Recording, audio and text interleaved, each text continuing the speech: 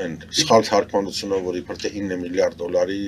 մոդուլային ատոմակայաններ, դες թմկահարում են, ընդ որում ուզում են նաև մեծամորի ատոմակայանը փակեն։ Լավ, գոնե մի ալարեք,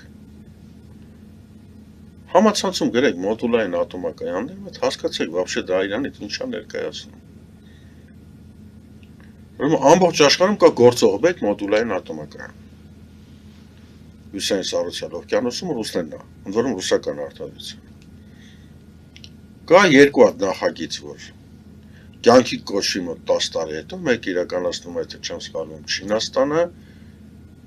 մյուսը էլի ասիական։ Ասում են Թայվանում էլ կա։ Մեկը Չինաստանն է, կարող հենց այդ Թայվան-Չինաստանն են ասում, բայց նա էլ դեռ պատրաստ չի մոտ 10 տարի հետո կլինի։ Հա, մեկ էլ Միացյալ Նահանգները սկսել են նոր փորձարկումները։ Այսինքն մոտավորապես մի 10-15 տարի հետո կարող է այդ մոդուլային ատոմակայանները լինել կամ չլինել։